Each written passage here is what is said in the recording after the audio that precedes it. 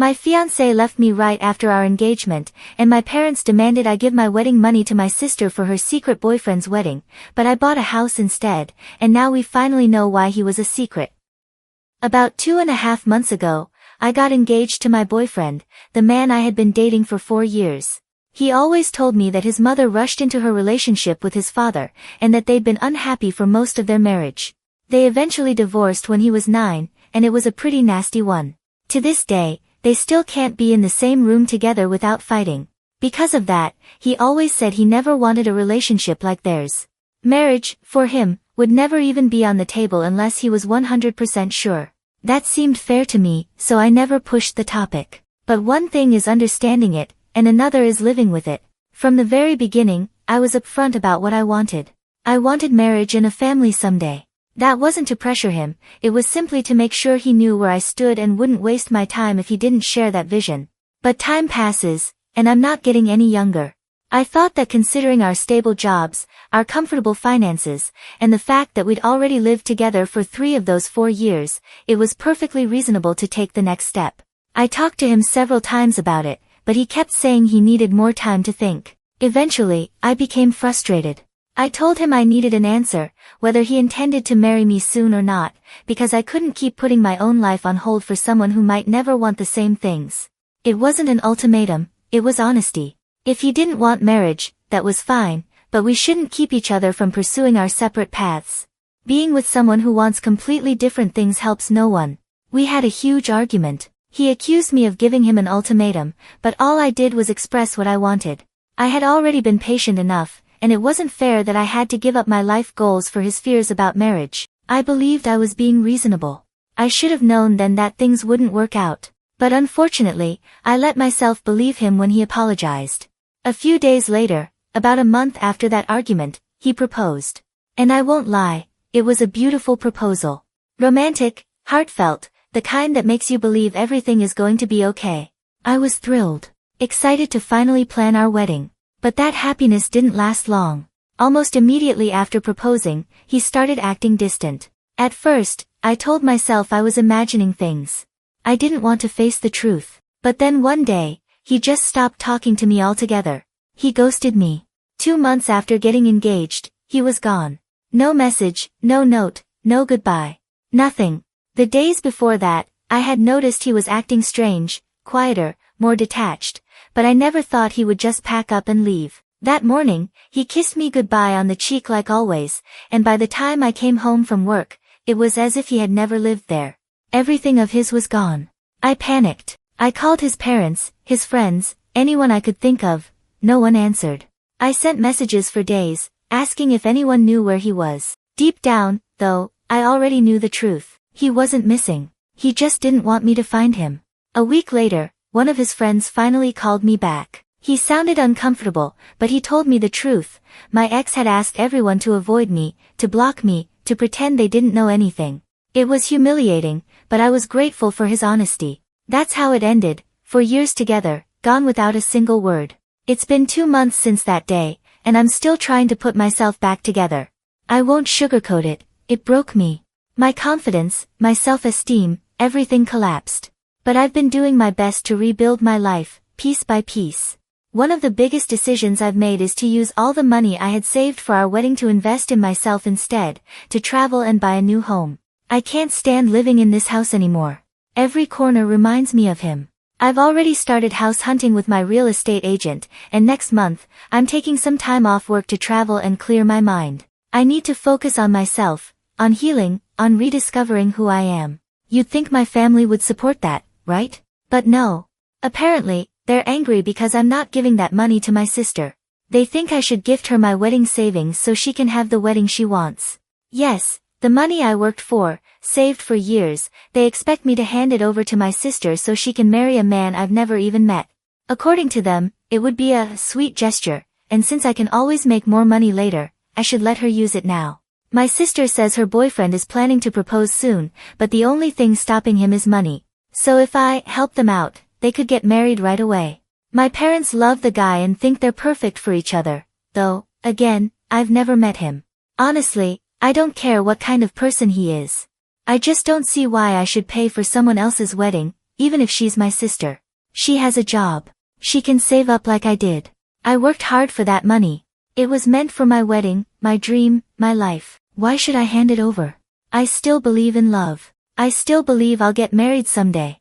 Just not now. So even if I decided not to travel or buy a house, I wouldn't give that money away, because it's mine. I earned it. Of course, my parents and my sister think I'm selfish. They're disappointed in me. But honestly, if my parents care so much about her happiness, then they can pay for her wedding. They always have plenty of words, but never any money to back them up. They're just trying to guilt me into giving up what's mine. I even told them, half-jokingly, I'd love a mansion in Malibu too. Who should I ask for it? That's basically their logic, wanting something and expecting someone else to pay for it. It's absurd. At this point, I don't even care if my sister gets married this year or next, or ever. Right now, the only thing I care about is rebuilding my own life. And if that makes me the bad guy in their story, so be it. Edit. I've seen a few people saying I was wrong for pressuring my ex to marry me. Maybe that's true. But I don't think asking for clarity after 4 years together is unreasonable. If he never wanted to marry me, he could have just said so. We could have broken up like adults. But proposing and then vanishing without a word? That's far worse. Maybe I'm the bad guy, but at least I didn't disappear. Update 2. A few days ago, I sent out the invitations for my housewarming party, which will take place in just a couple of days. And, of course, my parents didn't receive one. Neither did my sister. Considering all the things she's been posting about me lately, it was pretty obvious that they wouldn't make the guest list. I had already made that decision a long time ago, and since nothing has really changed between us, I knew exactly what I was going to do. We haven't spoken in quite some time. Honestly, I have no idea why they'd even expect an invitation after picking fights with me and refusing to talk for weeks, especially over something so ridiculously stupid. I thought they wouldn't care, but apparently, I was wrong. Or maybe I was right after all. It's not that they care about being invited, they just want a reason to cause a scene. A few hours ago, my mother called me, screaming on the phone like a banshee. For a split second, I thought it might be a full moon, but no, it was 3 in the afternoon. My father was yelling in the background too, though I couldn't tell what kind of animal he was trying to imitate. I felt like I had been dropped into one of those children's songs where the cow goes moo and the sheep goes baa. She was crying, he was shouting, and I was completely lost trying to figure out what was even happening.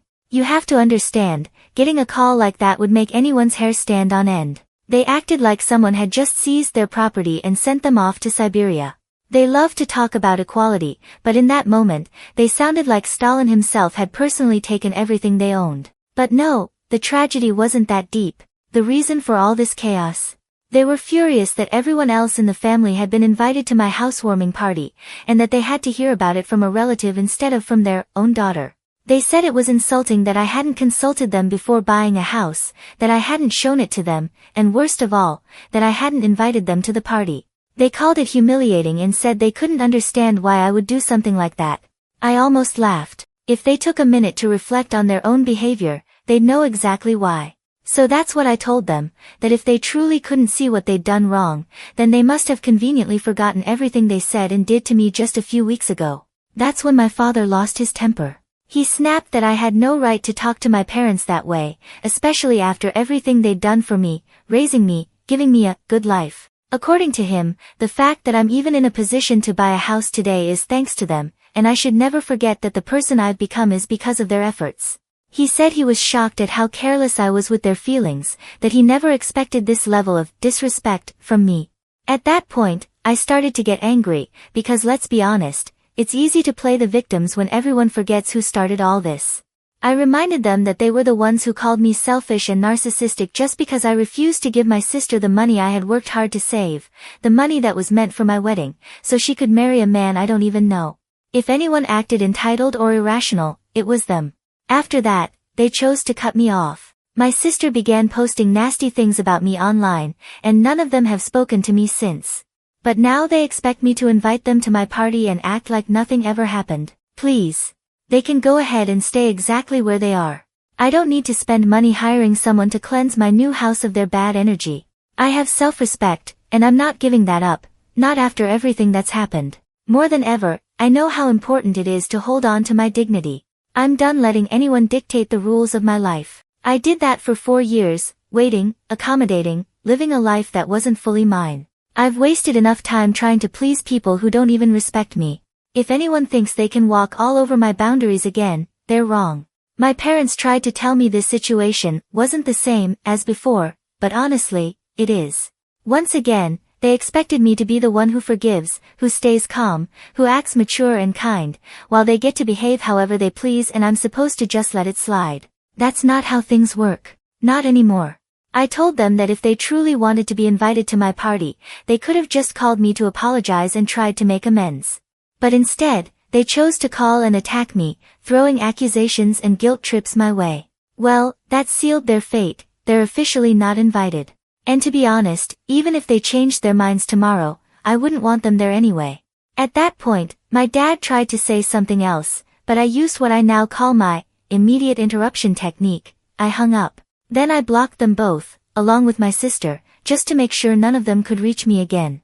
My sister hasn't spoken to me in ages, but I didn't want to risk getting one of those fake sweet messages like, "So, you weren't planning to invite your little sister?" I also told everyone in the family not to share my address with them under any circumstances. I don't want them showing up and ruining my night. Hopefully, my relatives respect that request. The guest list has been carefully curated. Only the people who genuinely care about me are invited. Still, I know accidents happen, so I gave everyone strict instructions. The risk of someone leaking the address is real, not because they'd mean to cause trouble, but because my parents are that persistent. Honestly, I wouldn't put it past them to go full interrogation mode on someone just to get it. I just hope they don't end up kidnapping and torturing anyone in their basement, especially my poor aunt, who's in charge of making the appetizers. Update 3. It's been 3 days since my housewarming party, and thankfully, everything went pretty well. My family didn't show up, which means, I guess, my relatives kept their word and didn't give my parents my address. No one was kidnapped, and at least no one showed up with visible bruises or signs of torture, so I'd say that's a win. I still haven't spoken to them, and they haven't tried to contact me either. Honestly, I think that's how I want things to stay for now. Maybe, in the future, if they ever come to their senses, I'd be open to reconciling. But at this moment, I'd rather hug a cactus, or maybe a porcupine, before doing that. I'm now fully settled into my new home, even though there are still a few things left to buy and set up. Bit by bit, I can feel myself climbing out of that emotional hole my ex left me in.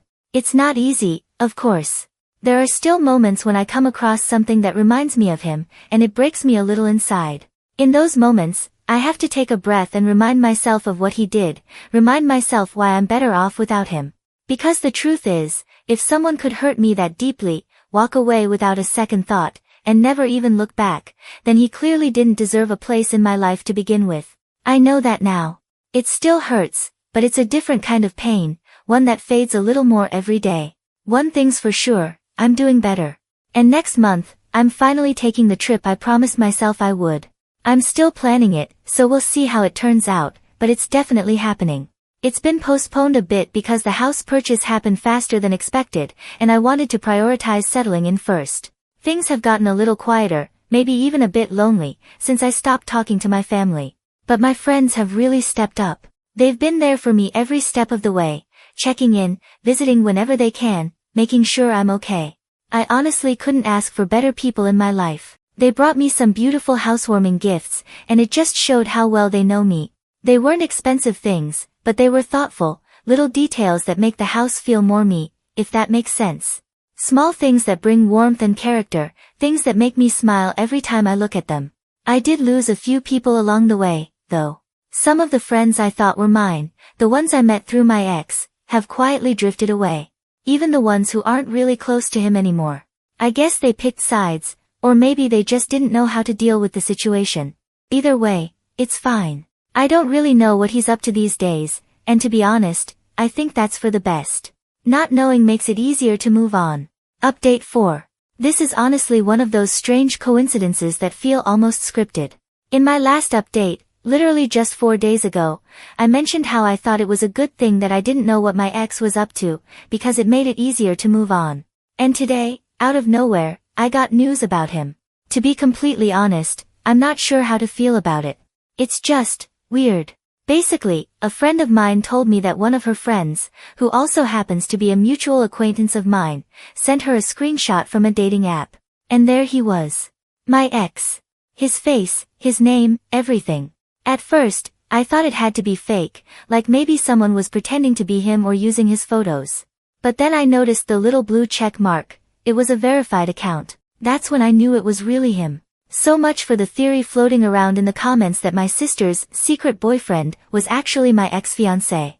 I never believed that nonsense for a second, but I know some people found it entertaining.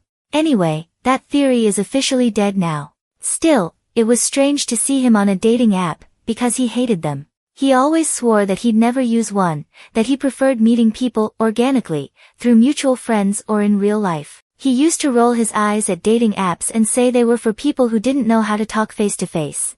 Personally, I never had a problem with them.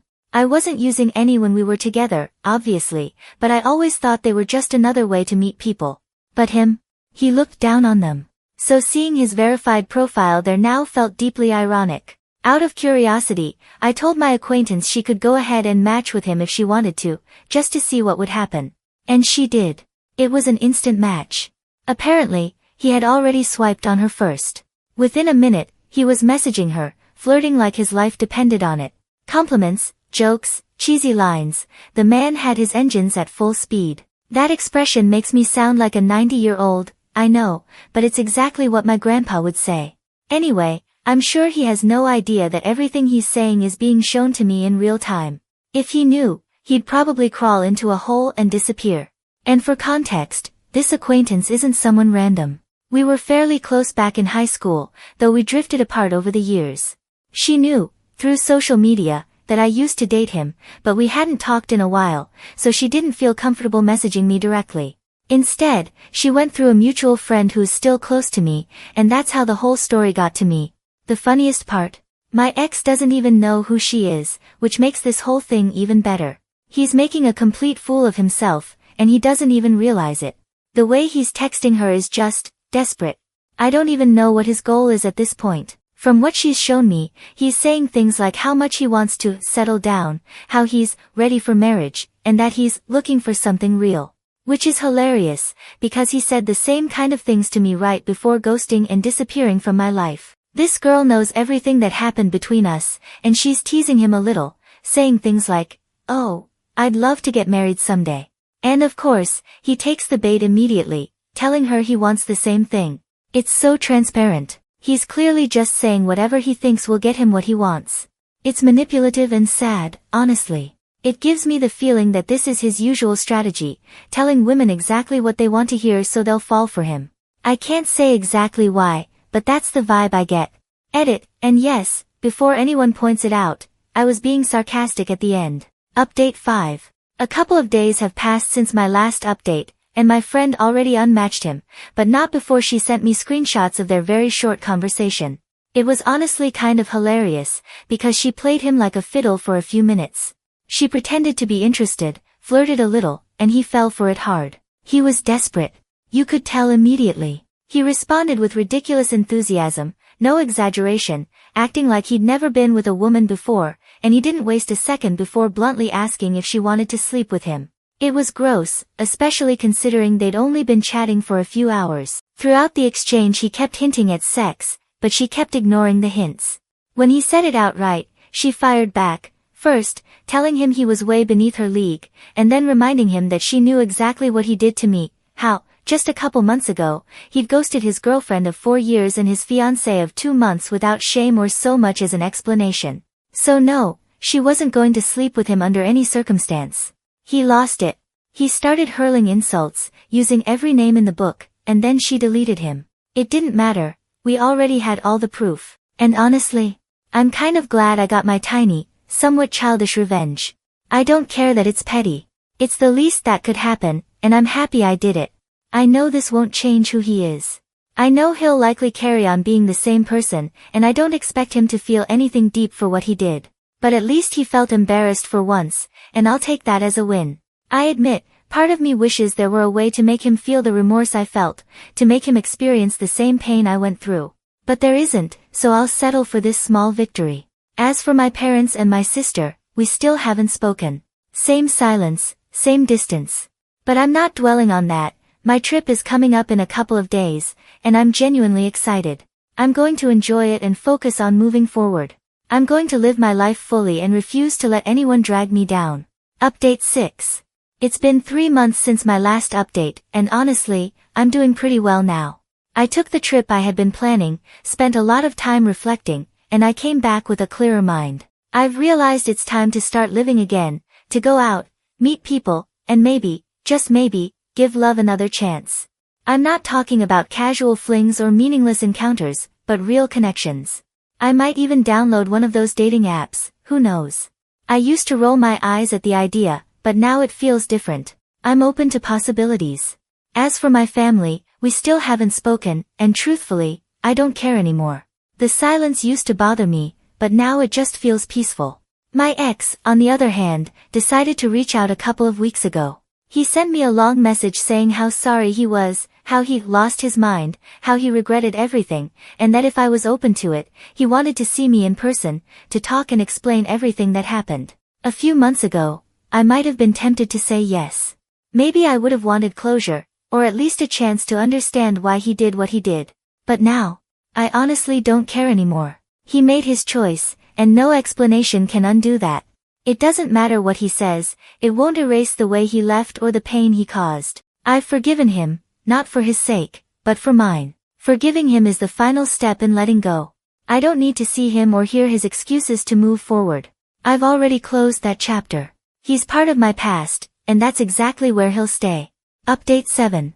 A while ago, I mentioned that I was planning to download a dating app, and honestly, it's turned out better than I expected.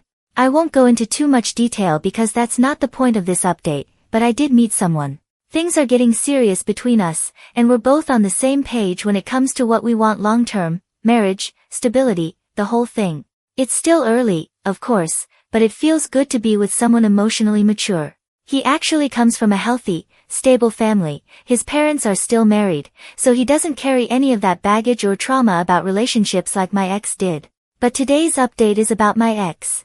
And, well, a little bit about my family too. So, here's what happened. My ex tried to pull something incredibly childish. It all started when I matched with someone on one of those apps, one of his acquaintances, apparently. I'm not going to say, it's a small world, but my city isn't that big, so coincidences like this happen more often than you'd think. We had been talking for a while when, one day, he told me he recognized my ex's name. And when he said his full name, which is pretty unique, I confirmed it. That's when things got weird. Turns out, my ex had actually been pressuring this guy to mess with me. His master plan, if you can even call it that, was to convince his friend to pretend he wanted to date me seriously, tell me he wanted to get married, and then, once I agreed to go on a date, reveal the truth. Supposedly some kind of revenge for what happened before with my friend pretending to flirt with him. But the guy didn't go through with it. In fact, he told me everything. He said when my ex explained the idea, he thought it was pathetic and called him an idiot. Then he came clean to me because he didn't want to be part of something so cruel or pointless. I thanked him for being honest. We didn't end up dating or anything, but I appreciated his decency. Now, I already know what some people are going to say, but you played with him first. You did the same thing. No, not really. The difference is, if this guy had actually gone through with it, I wouldn't have cared. I wasn't desperate or naive enough to fall for someone just because he said he wanted marriage someday. I wasn't planning to sleep with anyone or believe every word from a stranger. My friend's little prank was harmless and, honestly, a well-deserved taste of his own medicine. I'm not sharing this to make my ex look bad, he does that perfectly well on his own. I'm sharing it because it's another chapter in this whole messy story. Some people out there hate women so much that no matter what we do, it's always wrong. The same way I've seen women attack men on other posts just because they can. That's why I don't spend much time on social media anymore. I just read stories here. It's peaceful and, frankly, entertaining. Now, about my sister. I finally learned a bit more about the guy she was supposedly going to marry. And no, I didn't find him on a dating app, though honestly, I wouldn't be surprised if he's on there too. Apparently, he was already in a relationship with another woman. At the same time, he was telling my sister that once my parents paid for their wedding, he'd leave his girlfriend and marry her. Of course, the truth came out, and in the most public way possible. His actual girlfriend, or rather, ex-girlfriend now, went after my sister online, calling her, the other woman, on social media for everyone to see. Needless to say, there won't be a wedding. Not that there ever was going to be one, since the only way it could have happened was with my money, and that ship sailed a long time ago. Honestly, I think my parents knew all along what was going on. That's probably why they never offered to pay for the wedding themselves. And as for this so-called fiancé, I doubt he ever intended to marry my sister. He was just using her as an excuse to sleep with both women at the same time, telling her, just get the money from your parents so we can get married, while telling the other one he couldn't leave her yet. Pathetic. Absolutely pathetic.